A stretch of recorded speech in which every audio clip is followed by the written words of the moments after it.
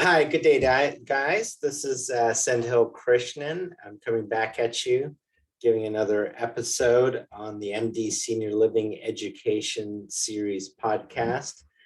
I know it's been a couple of weeks, but I went out to Scottsdale recently.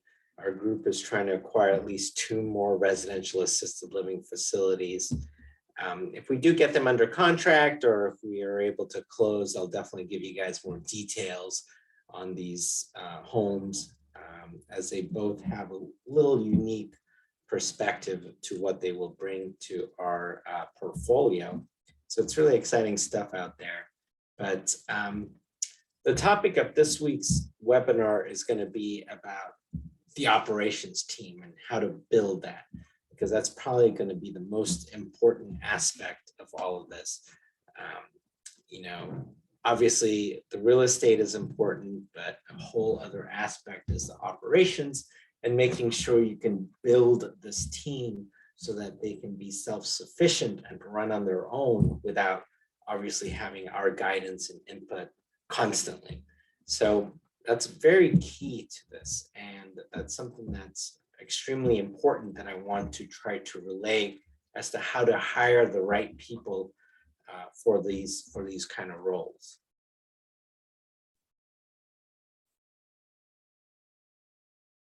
So let me get started here. So topic of discussion again is building your operational team, and we'll kind of discuss on a couple of different aspects, and I'll give you examples of what we do in our homes. This is a very challenging environment. I'm not gonna lie to you or sugarcoat it. Okay.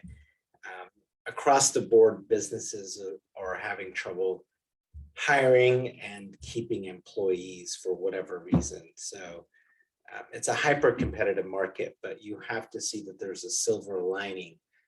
All of this, it's not going to be permanent. Things will change over time and people will start coming back and needing an employment. So if you have set up the right foundation, they will understand that and will come to you first. And so that's kind of really the crux of what we're going to be talking about. But, hopefully you have seen the other webinars. If you have not, please go back and look at those, review those, and really kind of do what I've asked you to do between those webinars. So just as a quick recap, we talked about the different types of assisted living licenses that are out there. That's pretty uniform to all the states that are out there. We also talked about senior housing trends and aging demographics and that silver tsunami that's coming. Talked about opportunities in assisted living and really how to find the opportunities in your own hometown. And then finally, we also discussed, hey, is it better just to buy one that's in existing or start your own from scratch? Okay. So if you remember, I'm going to harp on this because I do want you guys to be actively engaged. I asked for some homework, and that was for you guys to go visit your own RAL in your community. And I'm really hoping you people have done that. Several of you have already emailed me telling me about the homes that you went and visited. So I really appreciate that. I'm glad you guys are taking steps to do this. I also requested that you reach out to brokers in your area. Let me tell you, there's RALs for sale all over the place. You're not going to hear about it. It's not going to be advertised, but brokers will be listing it in certain places. And I discussed where you can find all that. And finally, if you took it a step further and really asked for some of the documentation so you can start reviewing how to assess an RAL properly. I did send out a mass email. Our team won Best of Senior Living for 3 years in a row. Remember, our company really just started in 2019 and we started getting these awards. MD Senior Living is only one of 19 RAL communities nationwide. So this is a phenomenal achievement. I am not taking credit here. I'm giving my credit to the team of caregivers, managers, assistant managers, operational partners. So I think they're doing a phenomenal job, and I kind of want you guys to kind of strive for something similar for your own communities that you build out. And like I said, remember, this is a collaborative effort. I want us to be able to share information, things, best practices that you do this is something we do in medicine all the time. Why can't we do it for residential assisted living? I also posed a question, and my question was really, someone had asked me, hey, how do you look at something and determine if it's risky or versus an investment? And I posed that question to you, and I got a few responses about what people thought, but I'm gonna tell you what I think is a risk versus turning a risk versus really, how does someone look at something and determine, hey, this is risky or this is an opportunity? Is there some kind of magic formula that goes into it, or what happens? And really, I think it boils down to this, which is knowledge and control. And if you have those two, it really isn't risky anymore. It really becomes an investment. So let me expand on that real quickly, because I think it's really important when you think about taking a leap forward into whatever. It doesn't matter. It doesn't mean, I'm not talking necessarily RALs, but even any kind of investing in general, or any kind of risk taking in general, whatever you decide to do with your future. This I think is important. So what do I mean by knowledge? It's really just how much can you learn about a particular asset class so you make the right investment at the right time, right? What do I mean by control? Control is how much control can you actively, what can you do to actually manage the asset, right? So let's contrast this. Stock market, like physicians are huge into this, right? This is like, oh, we do stocks, right? You can gain knowledge, you can pick stocks based on company performance, but where is the control? Ultimately, you have little to no control over market forces. You can just see what's going on in the last couple of weeks alone. I think about something like Bitcoin or art. You can gain knowledge about particular artists, you can invest in them, you can believe in them. Again, it's very little control on who will actually become popular and what art will pop, So now let's contrast this with, say, real estate, right? You can become knowledgeable on how best to buy and sell real estate. There's a billion different resources out there talking about all these different strategies for acquiring real estate. Can you control the real estate? Of course you can. If you own the real estate, you can do things to make it more profitable, to increase the value. You can renovate, you can use that 70% rule. If you have a rental property, you can use that 1% rule. You can come up, there's creative financing strategies, right? You can use seller financing. The BRRRR strategy is a really powerful strategy. And I remember I talked about this in the first webinar, where we talked about the BRRRR strategy, plus in conjunction with using it with residential assisted living.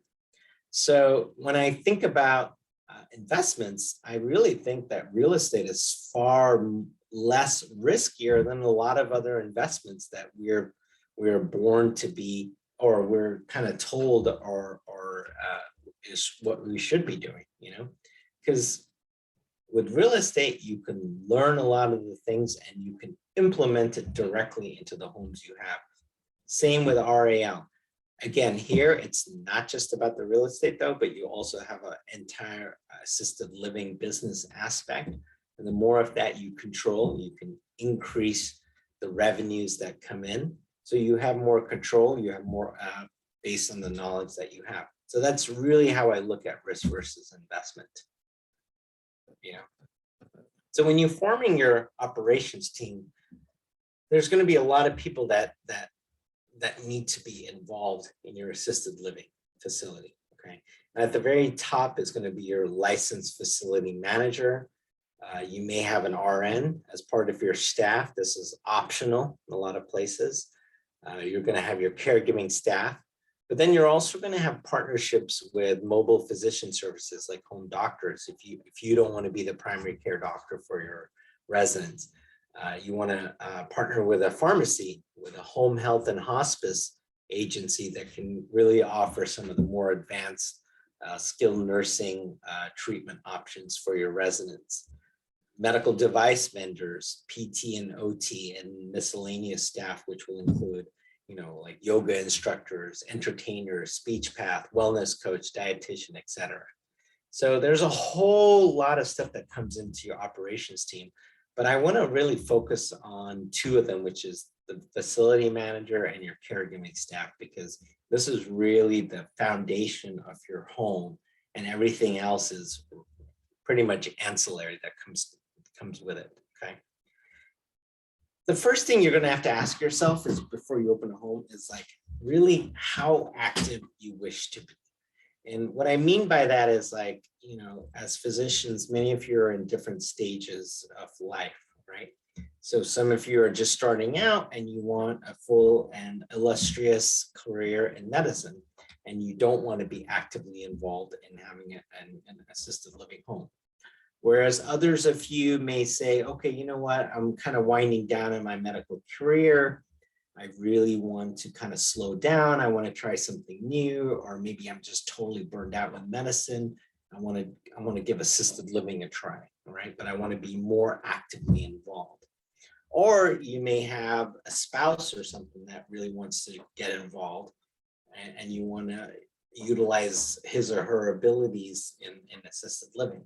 So you got to really depend, it really depends on what you want to do. So when I look at this algorithm, really you can be either an owner and an active operator, or you can be an owner and become a manager and oversight. Okay. So if you're an operator, you may want to even consider obtaining your own administrator license. Okay. You're going to save a lot in terms of payroll costs, but you're really going to have to handle most, if not all, aspects of the assisted living business. And for some of you, that's just going to be extremely scary. For some of you, that's going to be exciting. And it's going to be like, oh, this is a new opportunity, new challenge. It's almost like a new career choice that you can do. And if you're retired, this might be a great opportunity. So I don't discourage anyone from doing either pathway. You know, for me, I'm still full-time in cardiology, so it makes more sense for me to become more of a managerial, more of an oversight, you know, more of an owner manager rather than actually operating day to day. Not to mention, you know, I live a state away. I'm not in the state that where the homes are. So really, for me, when I first started out, my main concern was making sure I hired the correct manager and administrator and have that hierarchy in place. So let's talk real quick about what a facility manager.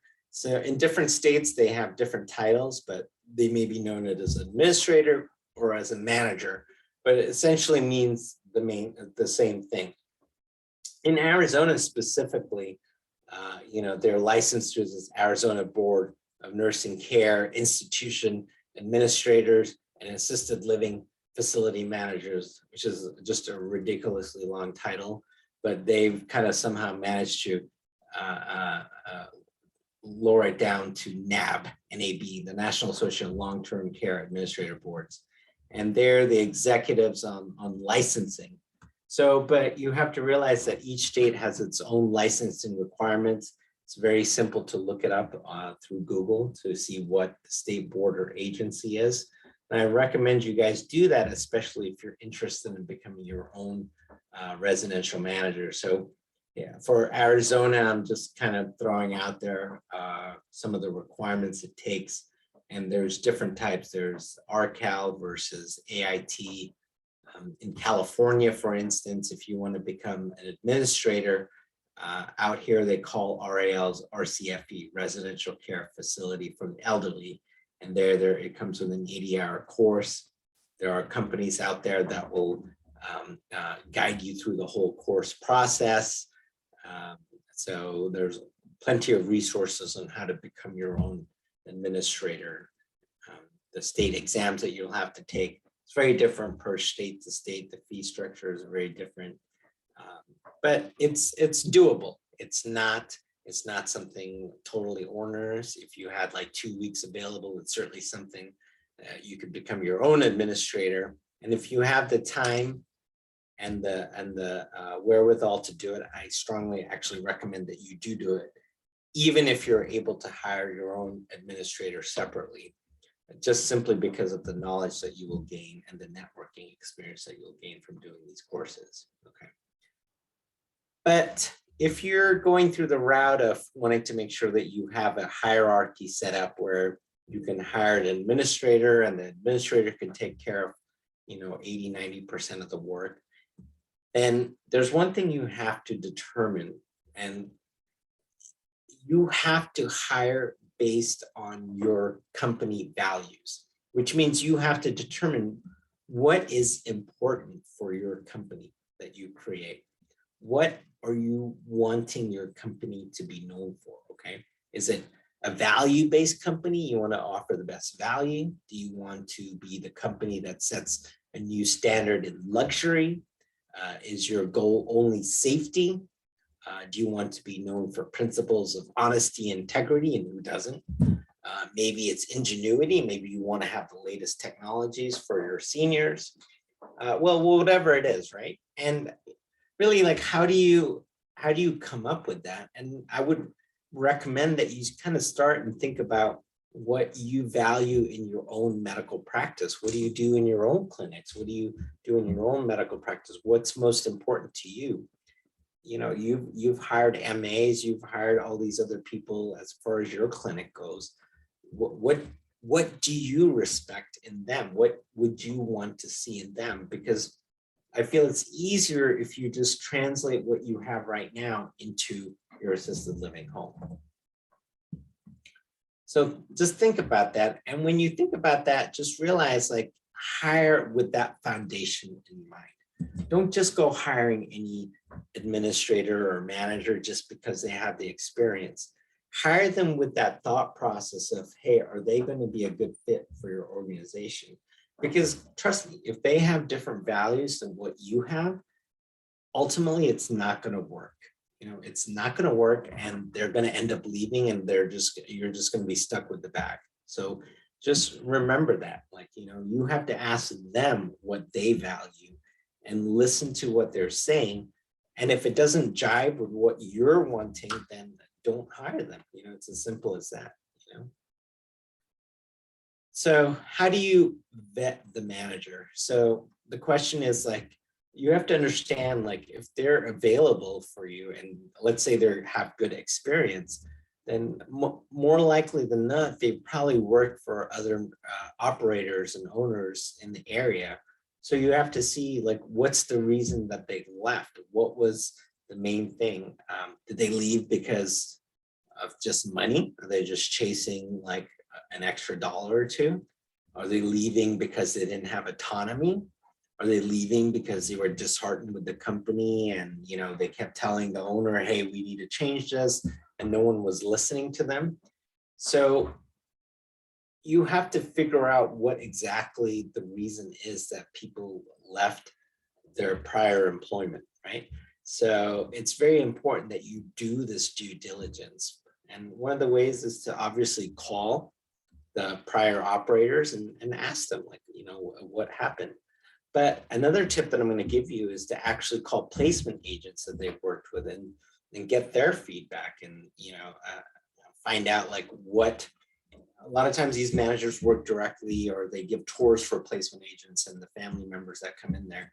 So you can ask them and say, hey, listen, what was the deal with so-and-so, and why did they leave this place, and how long were they with this place, and things like that, blah, blah, blah. Call the state, find out were there any deficiencies, are they on probation, were there any problems with the homes that they managed, did they get any problems like that? So that's another great tip in vetting your manager, is to figure out, like, what happened from the licensing agency. Okay, so this is Janice, one of our main administrators, who has just been a phenomenal powerhouse in our company. So what is the role of a licensed facility manager or administrator? One of the main things is just keeping up with compliance for state licensing. Every year, like, the state will come to you and making sure that your books are in order, your policies and procedures are kept up to date. Janice is also very involved in hiring the caregiving staff and employee management, making sure, like, all the homes are filled with this certain schedule, or, we got a new resident moving in, they require 2-person assist. So do we need an extra caregiver when that resident is now now moving into our home? Do we actually need 3 instead of 2? So things like that, she's actually on the ground, very involved in. There's things called service plans that administrators are responsible for. There's a service plan for every resident, and some of them you do once a year, some you do every 6 months, and some you do every 3 months, depending on their level of acuity. Janice is extremely involved with communication with families. She's often there giving tours to family members, telling them about our communities, telling them, talking to them about, what makes this home ideal for them versus that home. So whatever it is, if there's an incident, she'll call the family members. If someone looks sick and they need to go to the hospital. So a lot of back and forth. So she is, I can't say enough, but a huge cornerstone of this organization. And her strength is that she likes to know about everything. She is extremely OCD about getting information and wanting to know the minutia of everything like that. I'm not like that. My operations partner, Jeff, is not like that. But Janice is very much, she wants to know everything and she feels like she has to know it. But she also knows when not to push it. And she also knows when to give space to caregivers and the assistant managers and let them do their own thing. So she's acutely aware of her strengths and her weaknesses, and she does an excellent job balancing that out, So anyway, so this is what I talked to you about as far as vetting the managers. And typically the salary range I've seen anywhere from about 55 to about 90,000 annually based on experience and location. If it's more of an assisted living facility, like a larger facility, then you're talking about at least 90, maybe a 6-figure salary going on up there. So they're not cheap, but they, like I said, they are going to be a huge foundation for you. So you want to make sure that you hire a very strong manager off the bat. And so let's take a look at some of the traits of what makes a good manager. Okay, they lead by example for their caregivers and staff. They're not just going to say, hey, you go do this, you go do that. No, sometimes our managers show up as caregivers because there's not enough caregivers that day. I've had managers do that. Many of these managers used to be caregivers themselves, so they kind of understand what it takes to become a caregiver and what it takes to run a home. They strive to do better for the homes. They're going above and beyond the call of duty in terms of how to figure out, what's best for the homes. What makes every home, I feel, has a different personality, and it's mainly because of whatever it is. But somehow some homes have some point personalities and they expect certain things to be done a different way. And Janice is extremely good at recognizing that and kind of catering to the residents that are there. She is very independent. She's very autonomous. She doesn't require hand-holding or extreme feedback from us as owner operators for her to do her job. In fact, it's the other way around. It's like we're listening to her and saying, hey, what do we need to do? How can we assist you? Do you need anything from us?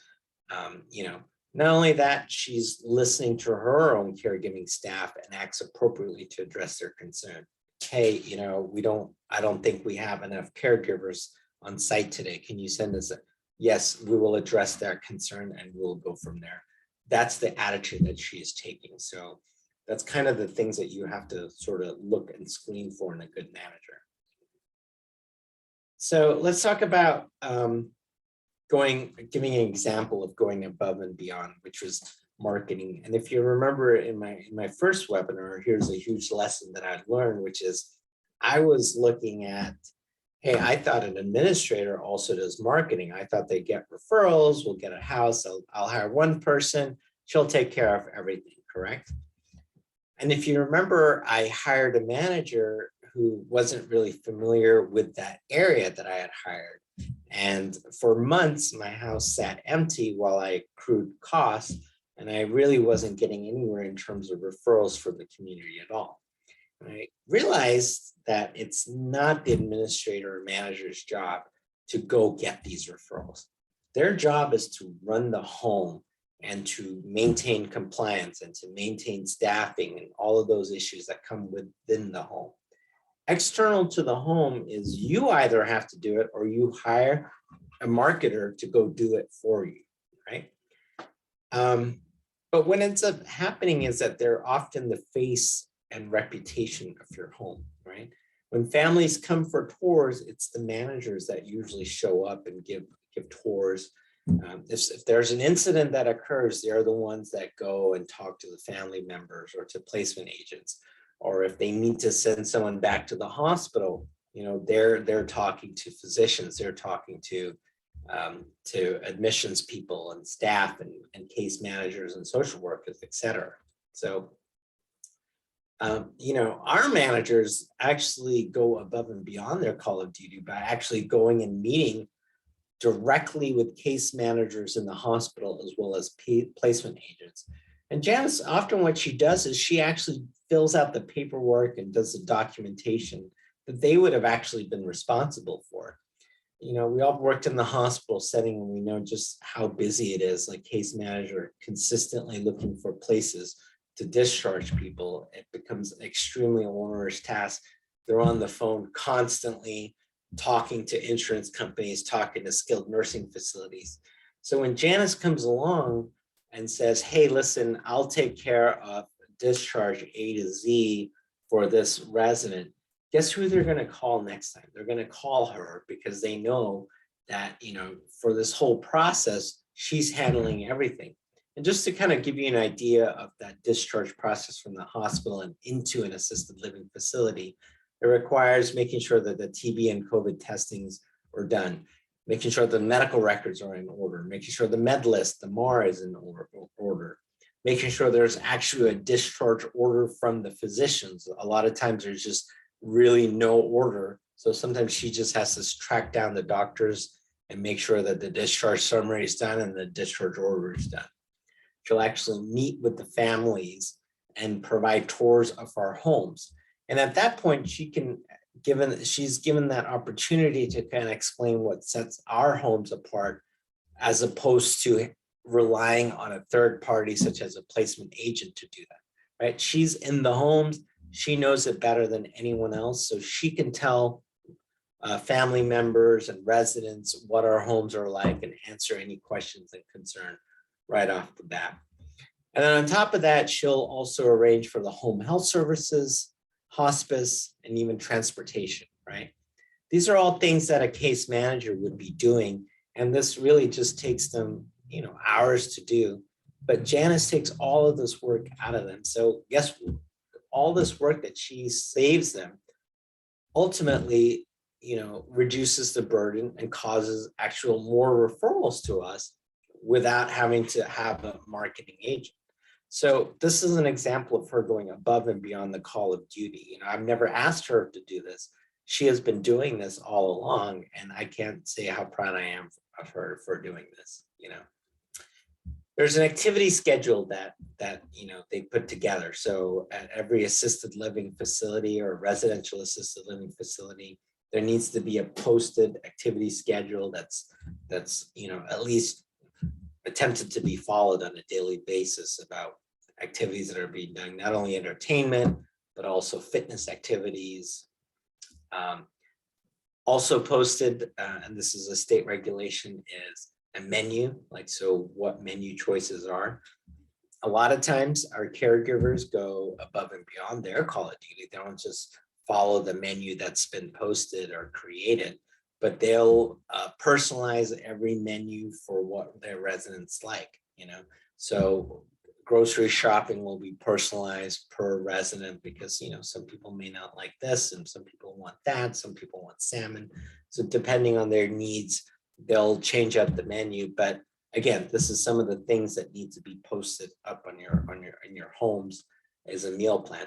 And by the way, there's a lot of resources out there where you can get these purchased and made for your homes, where you can have meal plans created based on your residents that are coming in. So if they have diabetes, there'll be a meal plan for them for those specifics.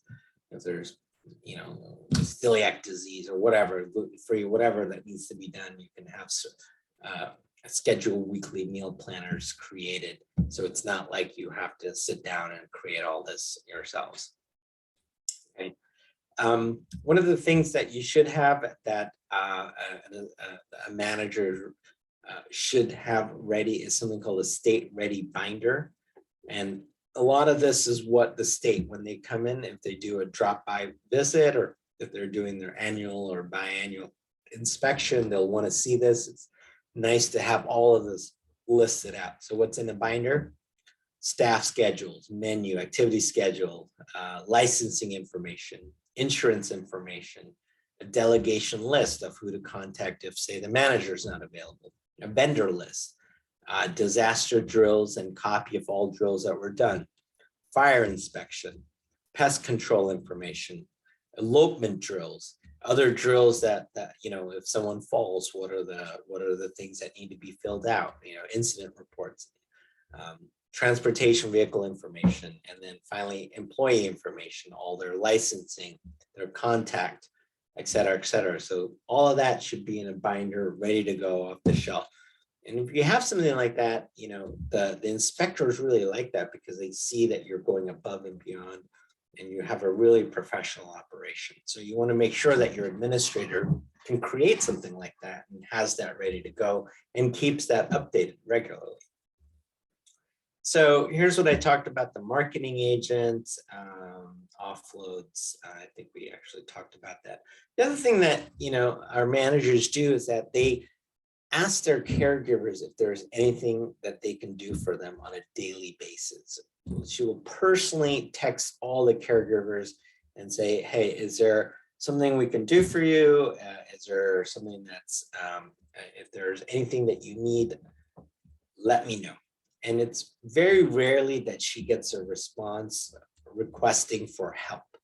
But the caregivers love and appreciate the fact that there is someone there listening to them, which is extremely important for retention, right? So I'm going to talk a little bit more about this later.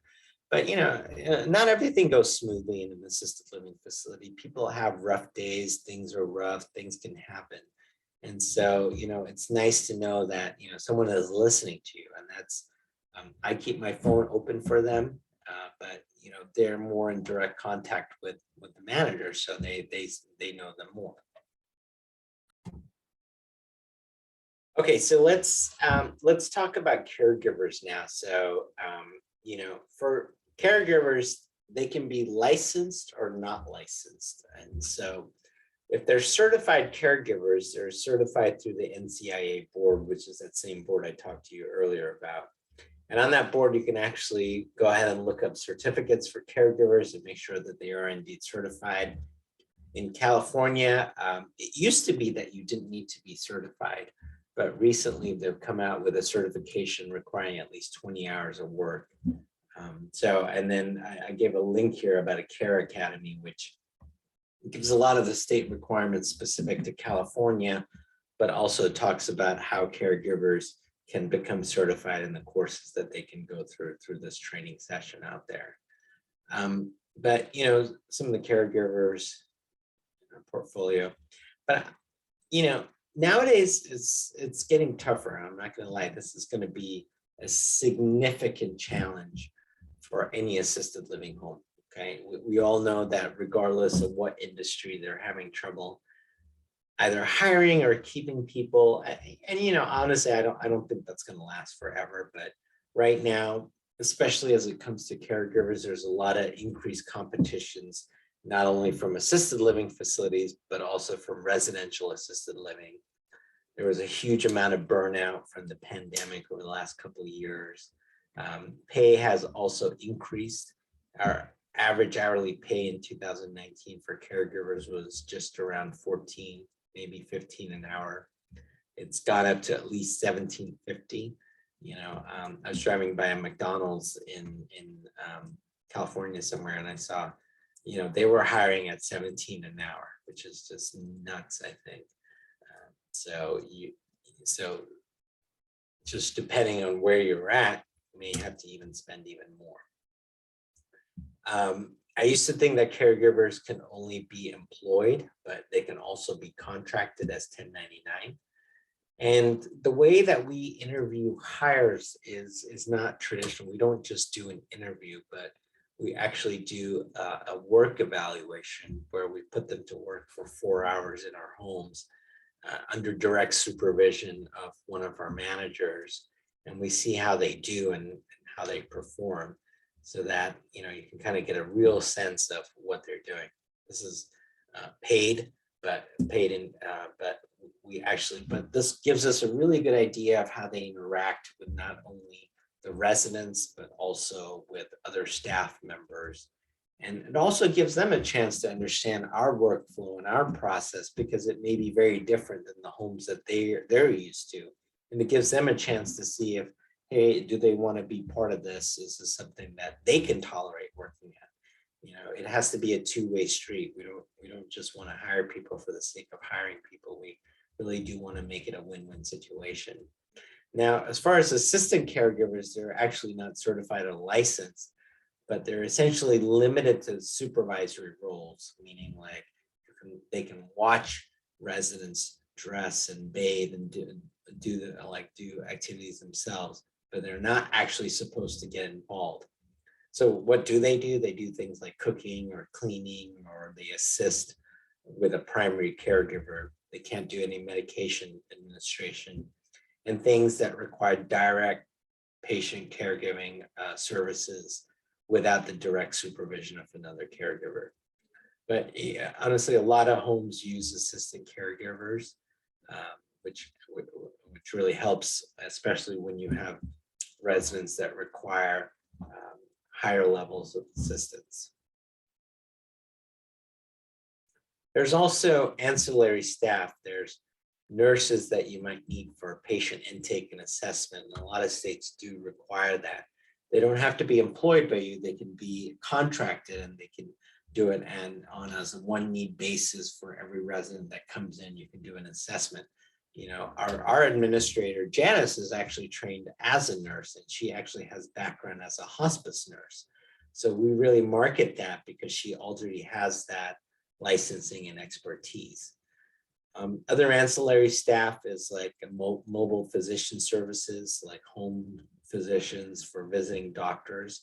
Now, we'll talk about this with another section down the road where we talk about value add services as a physician, where you can add your own expertise into these homes. But if you don't want to become the home doctor, you can certainly contract out with a lot of mobile physicians, and they can provide physicians or nurse practitioners to come to the houses. You'll also want to think about pairing up with physical therapists that can offer sessions for these residents. The way that usually typically works is that they may do like a group session. You may have like a group like therapy session once a week with all the residents together. And then for specific residents that need it, they can contract directly with a physical therapist on an hourly basis. So whether that be 30 an hour or 40 an hour, the physical therapist is paid directly by the resident to provide those one-on-one sessions privately. Again, then there's relationships with home health and hospice, like I said, and usually this is established beforehand, but sometimes you're going to have multiple of these coming in. Sometimes families want a specific home health, or they're okay with using the hospice that you recommend. So you may have multiple of these companies coming in and out of your homes as well. So staffing ratios, a very common staffing ratio especially in Arizona, is going to be 1 to 5, and you'll see that a lot out there, where it's 1 caregiver to 5 residents. In California, since the residential assisted living model is limited to 6 residents, typically the staffing ratio will be 6 to 1. So you don't have to have more caregivers. You can get away with 1. What that means is if you go above 5 residents and you go on to the 6th resident, then you're typically hiring another caregiver. Us as a company, we actually don't market the ratios. We don't actually say that it's 1 to 5. And the reason is because we allow the change, because there's a lot of change. A lot of times we actually get residents that are higher acuity. So we actually have to hire extra caregivers. So we don't force our caregivers to take care of a higher level of acuity of residents just with one caregiver on shift or 2 caregivers max. So it allows us to hire extra caregivers to provide the care that our residents need. And so what that means is that these caregivers are actually very thankful for that, because it leads to less turnover and less burnout, because they have an extra person on during their shift to help them with stuff, right? Remember, caregivers are not just taking care of the direct needs, but they're also taking care of the indirect needs. They're also cooking for the residents, or at the same time, they're also trying to handle like laundry services or whatever it may be, like little things like that are ongoing during the day, doing entertainment stuff, doing little therapy sessions with the residents. There's a lot of stuff that goes on. And if you're just relying on 1 or 2 caregivers, you're going to find that they're going to get burned out a lot quicker. The other thing is that our caregivers can be moved. Having more than 1 location allows us to move caregivers quickly from one location to the other, especially since we have more caregivers than we may actually need at all times. So that's another advantage there. Some of the things that you may want to think about is actually having a system in place, such as a software that helps organize a lot of these different systems. Okay. So one that we use in our homes is something called SyncWise, and it's a cloud-based web application for providers, for caregivers and nurses, but it's targeted for residential care business. Okay. So it keeps all your documentation, all your compliance, all your forms in one place. So if the state comes and says, hey, I want to see who's all licensed and who's all working and the caregivers information, you can send all that in just a few clicks. Not only that, it keeps track of all the resident information. What's their EMR? What's their medical records? Their medication like administration records. So when is Mrs. Jones due for insulin? Oh, Mr. Paul has his whatever, his Atenolol due at 2 p.m. So all of that will show up as an alert for caregivers and remind them like for things like that, for more administration. So all these tasks will show up for them. So, MD Senior Living was actually part of the pilot development program. We helped do the beta testing and created a lot of these processes that were originally there. So we were one of the few companies that helped develop this. So if you have interest in moving forward, then let us know. We'll put you in touch. We'll get you discounts. We actually have no financial incentives to use this product. We're not on their board or anything like that, but we just help develop. And so just to give you an idea of what it looks like in terms of organization, this is sort of what their dashboard looks like. And now I want to be clear that there are multiple other programs and software platforms available. So this is not the only one out there. These are just a few that I Googled and was able to find. I really don't know much more about these, but I'm sure they all do kind of similar things out there. It's important when you're pulling your team together, though, that you understand that everyone has their strengths and weaknesses. No one can do everything, so don't try to hire based on that expectation. You want to adjust roles based on these qualities. You want to have team members that complement each other. You don't need everyone being able to do the same thing and like you were leaving out a different aspect of your assisted living business. So, and you may find that your manager, hopefully he or she is very good at understanding this, right? Especially when it comes to caregivers. Maybe one caregiver is strong in certain things, but not strong in another. So they can pair those two caregivers during the shift and put them into certain things. The way that we do it in our homes, now that we have multiple homes, is that we're doing it with different assistant managers. My manager, Janice, is not able to be everywhere at once, nor is she adept at everything. So therefore, she has hired assistant managers that have different strengths in different places so that they can take care of certain things that she's not able to do so. And one thing that we often forget is we always put customer service or satisfaction as a primary goal. And I'm telling you, that's the wrong target to set. I feel genuinely that employee satisfaction should come above customer satisfaction. When I say customers, I'm talking about the residents here, right? So obviously we want our residents to be happy, but I'm telling you, it's not going to happen if you don't take care of your employees, right? And we all think like, hey, what's the best way to take care of your employees? It means using money as the only initiative. And as a company, we actually don't use bonuses as an initiative. That's not what we're trying to do. Because I'm going to tell you, you're really just going to find people that are just money chasing and will stay there until they find something different, until they find another company that's paying $1 or $2 more, and they'll bounce and go over there.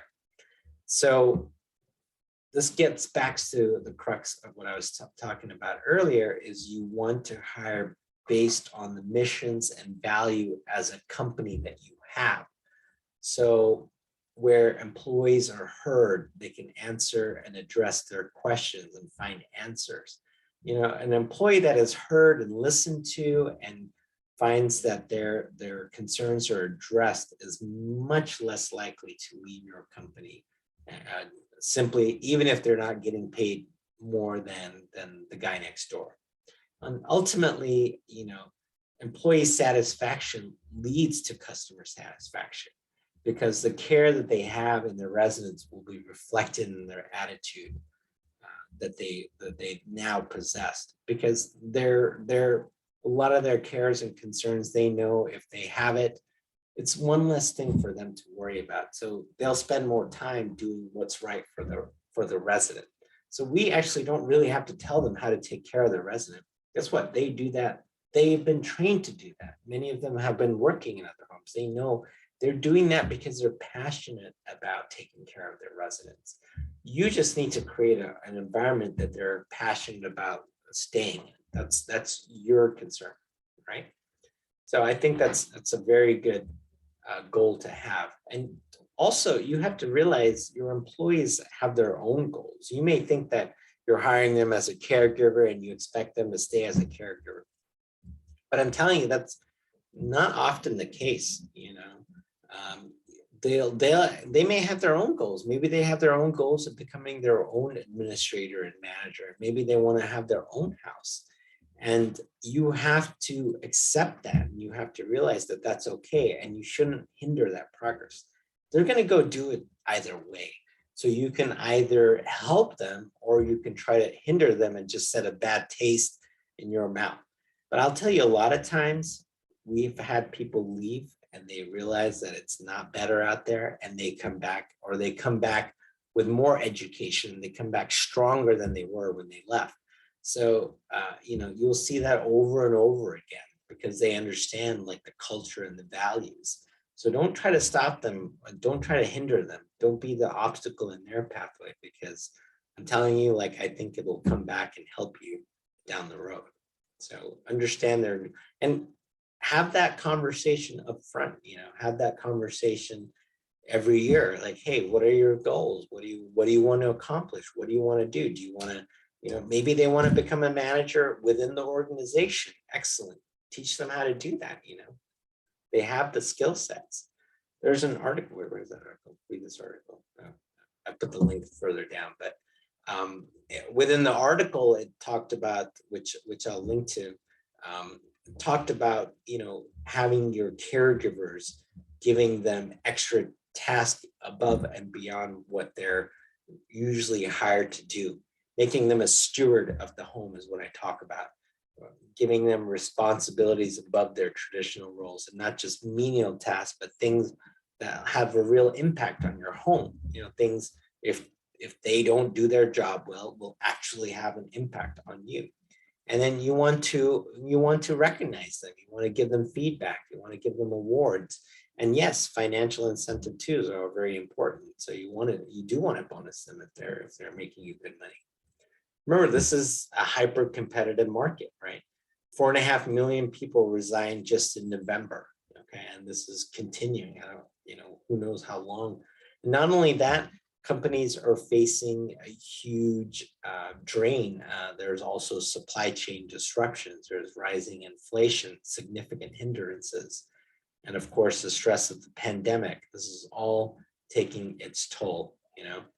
But I feel like in all of this, like all through this adversity, there's always opportunity, because now you have a pool of people that are out there that of top talent that you could be hiring from.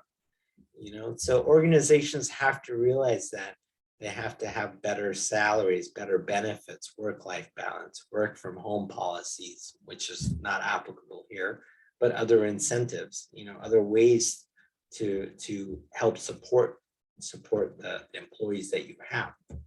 And really, I think there's all of these tools are great, but I think there's one simple tool that you can do to help empower your employees, which is really give ownership in the organization.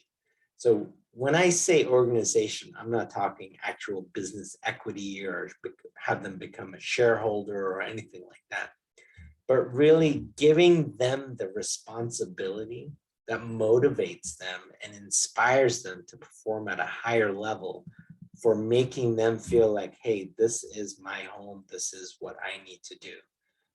So employees no longer working to simply earn a paycheck, but they have to achieve a higher purpose that matches the problem that the company exists to solve. Okay. So remember my first manager, I talked in the first, I tried to hire her. I wanted her to fill up my homes. She, at that time when I hired her, I really had no company values. I had less knowledge than her. She had been a manager for years. What did I know about assisted living? So I didn't even have an employee handbook. How is she going to succeed if I was supposed to be the leader? Now, fast forward today.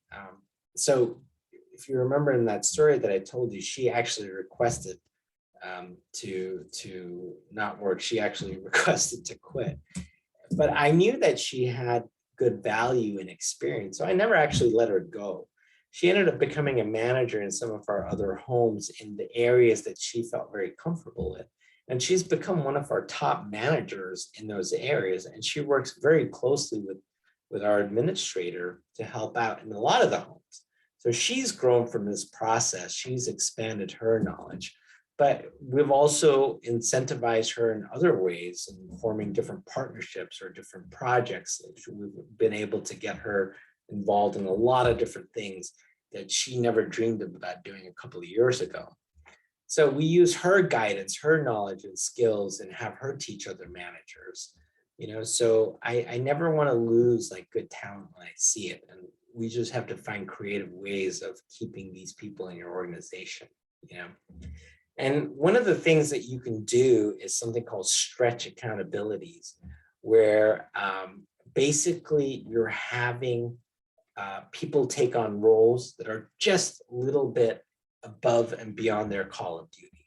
Now, this may seem like you're pushing on more work to them, but really, like if you look at studies, they found that this really enables people and kind of motivates them to do more, because they're not just doing the same thing day in and day out, yada, yada, yada, for years and years. People want to be challenged, and they want to understand that there's actually meaningful consequences to the organization.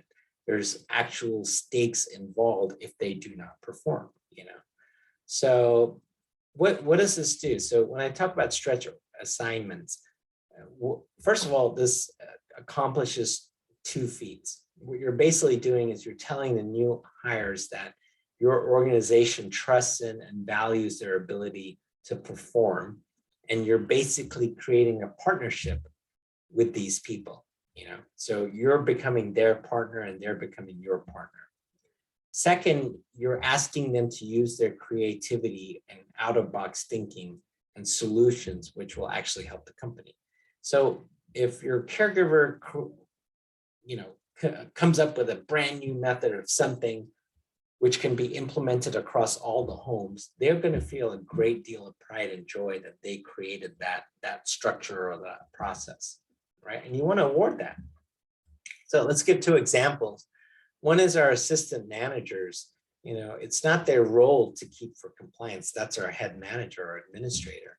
But we give them that job of staying in compliance for the homes that they're involved in. If they fall out of compliance, our homes will be put on probation by the state and will have significant consequences for deficiencies, which include financial penalties or, worst comes to worst, actually shutting down the home. So if they do not do their job, our home will actually shut down, right? It's a huge responsibility to give to someone. It's not like, hey, you go do it on your own, you figure it out, but it's like, you do this, we'll be here to support you. If you can't do it, let us know, we'll be here regardless, okay? Another example for caregivers is having them give tours of specific homes to family members, having them answer the questions that family members are going to have, right? Normally this would be done by the assistant manager or the administrator. But, these caregivers are often assigned to one home for long stretches of time. They know the unique personalities, they know the residents, they know the quirks of each of the residents, they know like the activity schedule. So they're able to answer a lot of these questions on a more in-depth and personal level, having actually stayed there and oftentimes, spending the night there. So these are some of the examples.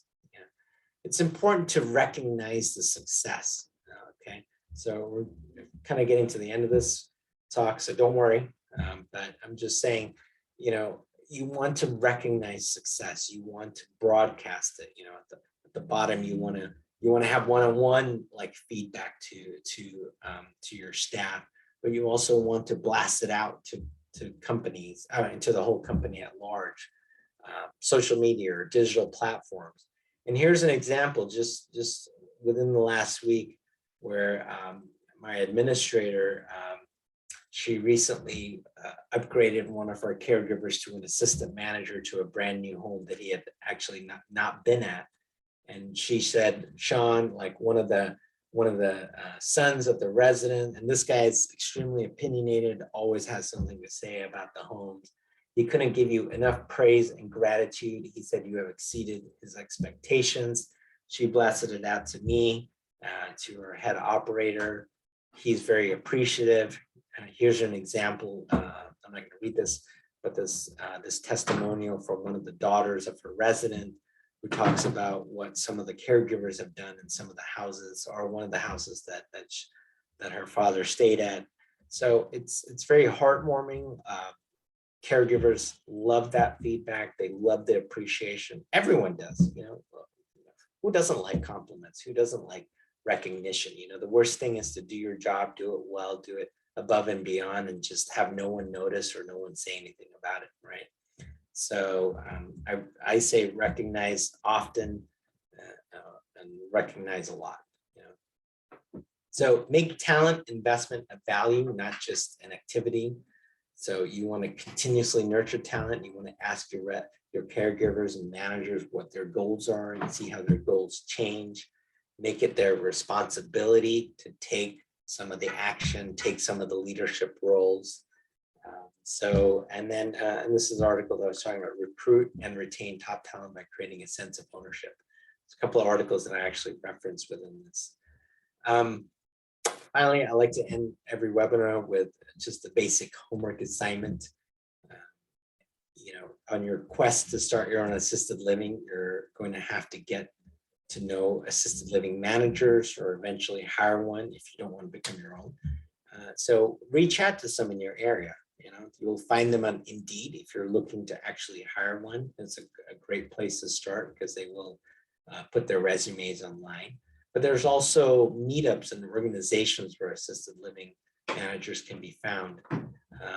Reach out to your local assisted living licensing organization. Like I said, there's a lot of groups or organizations out there that will help you get your license, not only for caregiving, but also as a manager. So reach out to that organization and say, hey, listen, what is available in my local area where I can get a hold of managers? Many times they have a list of managers that are looking for employment. So they'll be able to actually give you that and get you in touch with them. Again, if you're not visited an RAL, highly strongly recommend that you guys do so. And then please keep sending me your feedback, your requests, critiques. I really appreciate all the emails that you guys have been sending me. I do keep it in mind and I try to add to it whenever I can. So I will keep doing that. And thank you for your feedback. Finally, if you're in Southern California, especially Orange County, LA, San Diego area, we're doing our first meetup. This is in conjunction with several other doctors, not just myself, that have been involved in real estate investing. This is not specific to assisted living. This is for all types of real estate investing. We came up with a tacky name. It's called the Physician Real Estate Nation, PRN. But we're going to have our first meeting next Wednesday at 6 p.m. at the 17th Street Grill. Hope you guys come out there. It'll just be informal. I don't think anyone's going to be planning on giving a talk or anything like that. Just come meet, network, and hope to see you guys all there. Our future topic, I'm hoping, may be on zoning, licensing, renovation strategies, maybe a case study of those. Future ones also may include like a direct Q&A session where you can talk with me, get some actual live, question and answers, as well as some of my team members too. So thank you so much, guys. I really appreciate it. I will see you guys next time.